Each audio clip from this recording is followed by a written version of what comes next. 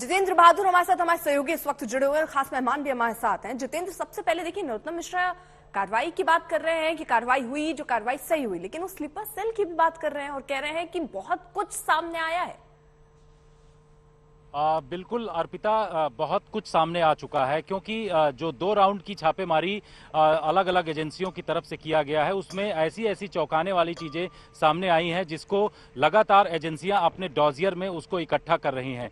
जिन दूसरे राउंड में जिन 250 से ज्यादा लोगों को गिरफ्तार और हिरासत में किया गया, उनके पास से भी कई ऐसी चौंकाने वाली चीजें सामने मिली हैं जिसका खुलासा अब एजेंसियां करेंगी। सबसे बड़ी बात यह है, जितेंद्र, मैं आपको जरा रोक रही हूँ क्योंकि बड़े पॉइंट के तरीके से समझना चाह रहे हैं, क्योंकि हम देखिए एक तरफ आपको ये भी दिखा रहे हैं कि क्या क्या मिला है वहां, जिन घरों में छापेमारी हुई, जहां से लोगों को हिरासत में लिया गया, वो भी देखिए हम दिखा रहे हैं। और जितेंद्र, जरा आप बताइए क्या क्या रिलीज हुआ है, यानी क्या क्या सामने बताया गया है कि ये चीजें मिली हैं। आपका जरा रुख करें, अब्दुल बशीर हमारे साथ जुड़ चुके हैं हैदराबाद से। अब्दुल बशीर, जरा बताइए किस तरीके से ये जो एक्शन हुआ उसमें क्या क्या चीजें ऐसी मिली, कौन कौन से ऐसे सबूत मिले जिनके बिना पर, जिनके आधार पर बैन लगाना पड़ा है पीएफआई पर।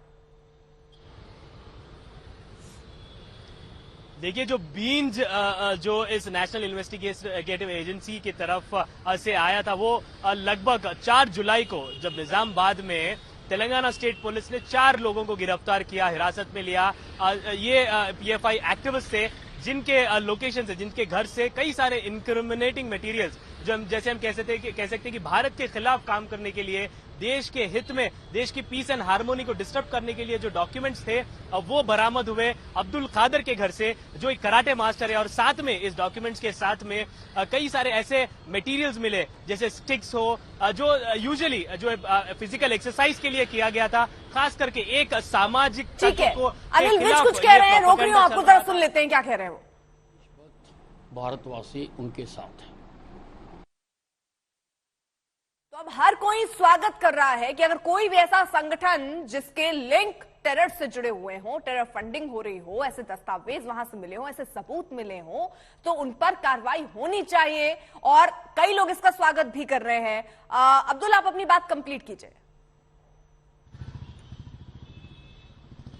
देखिए, तो मैं जैसे बता रहा था कि निजामाबाद में जो पहला क्रैकडाउन हुआ, जहां पर 4 लोगों को हिरासत में लिया गया, 28 लोग एक्यूज थे, इस एफआईआर जो 4 जुलाई को दर्ज हुई। अब्दुल खादर जो कराटे मास्टर है, इसमें अभी जो अहम चीजें हमें पता चली कि यहाँ पर जो डॉक्यूमेंट्स मिले हैं, ये एंटी इंडिया, जो भारत के खिलाफ काम करने के लिए युवाओं को प्रोवोक किया जाता था। लगभग 200 युवाओं को ट्रेन किया गया था, फिजिकल ट्रेनिंग दी गई थी, मेंटल ट्रेनिंग दी गई थी। डॉक्यूमेंट्स मिले, स्टिक्स मिले, वेपन्स मिले, जहां पर ये तेलंगाना स्टेट पुलिस ने इसको सीज किया। इसके चलते 26 अगस्त को एनआईए ने एक केस रजिस्टर किया और फिर छापेमारी हुई, जिसमें और 4 लोगों को गिरफ्तार किया गया और लगभग कई सारे जो है इंक्रिमिनेटिंग मटेरियल्स फिर से सीज किए गए। तो इससे पता चला कि कई ये जो एक्टिविस्ट है, ये खास करके निजामाबाद क्षेत्र में, तेलंगाना के, आंध्र में गुंटूर क्षेत्र में, हैदराबाद में जो रीजनल ऑफिस था पीएफआई का, यहाँ से ये लोग ऑपरेट करते थे। कई सारे युवाओं को इन्होंने ट्रेन किया। और एक अहम बात जो हम यहाँ पर पता चल रही है, जो कराटे मास्टर अब्दुल खादर जो पकड़े गए थे, उनका घर भी पीएफआई ने फंड किया हुआ था। वो उस घर को जो है पुलिस ने बताया कि अब्दुल खादर ने कन्फेस किया कि ये घर पीएफआई से फंडेड जो उनको प्रोवाइड किया गया था ट्रेनिंग देने के लिए, उनको युवाओं को। जरा रहिए साथ। तो कुल मिलाकर अब्दुल, हमारे सहयोगी बता रहे हैं कि किस तरीके से जिस घर में ये रह रहे हैं उसको भी पीएफआई ने फंड किया था। तो कैसे कैसे गतिविधियां चली, कैसे पूरा प्लॉट किया गया, एक एक सबूत अब जांच एजेंसियों ने खंगाला और उसके बाद ही अब ये बैन लगाया गया है। वहीं उत्तर प्रदेश की डिप्टी सीएम ब्रजेश पाठक, उनका बयान भी सामने आ रहा है, वो क्या कह रहे हैं आपको सुनवाते हैं।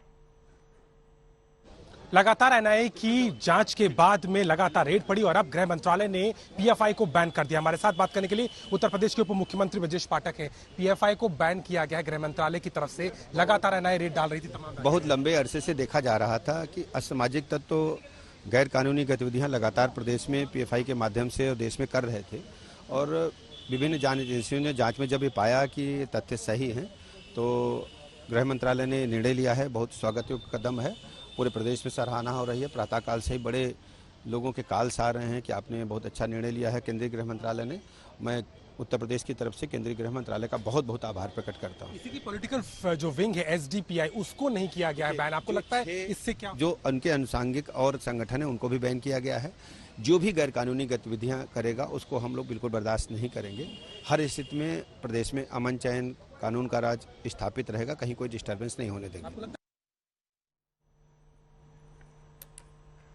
तो देखिए, अब जरा हम आपको यह भी बता दें कि अब तक बरामद क्या हुआ है, क्या क्या चीजें अभी तक जांच एजेंसियों को मिली हैं, जिसके बाद ये बैन का फैसला लिया गया है गृह मंत्रालय की तरफ से। आईडी बनाने के कोर्स से संबंधित दस्तावेज वहां से मिले हैं और बाकायदा यहां पर किस तरीके की योजना इनकी थी, क्योंकि कई दस्तावेज तो ऐसे भी मिले थे कि जिसमें 2047 तक भारत को इस्लामिक स्टेट बनाने की बात कही जा रही थी और इसके लिए ट्रेनिंग, इसके लिए फंडिंग, ये सब कुछ होता रहा है। और इन्हीं सारे सबूतों को एजेंसियों ने इकट्ठा किया, जिस तरीके की कार्रवाई हुई। अब देखिए, भारत विरोधी भावनाएं भड़काने वाले दस्तावेज मिले हैं जिनको भी जांच एजेंसियों ने अपने कब्जे में किया है। लैपटॉप, मोबाइल फोन, ये जो डिजिटल इलेक्ट्रॉनिक गैजेट्स हैं उन्हें भी अपने पास रखा है। संदिग्ध उपकरण और नकदी भी बरामद हुई है।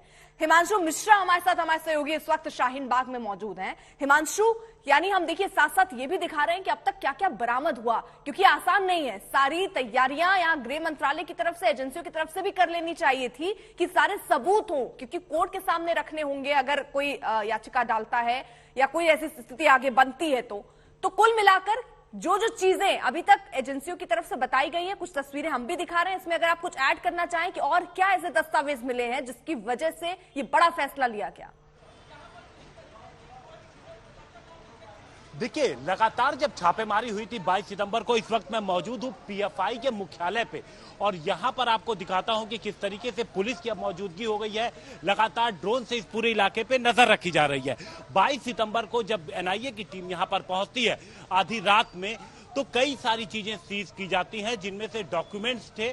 दरअसल जब फुलवारी शरीफ में पटना के जब रेड की गई थी और 25 साल का जो मास्टर प्लान एक फॉर्म उससे जुड़ा हुआ मिला था, जिसमें 2047 तक का पूरा प्लान था कि किस तरीके से गजवाए हिंद बनाना है, तो उसके बाद से जब और भी डॉक्यूमेंट बरामद हुए तो उसे पता लगा कि किस तरीके से देश के बाहर जो टेररिस्ट ऑर्गेनाइजेशंस हैं उनसे जुड़े हुए हैं।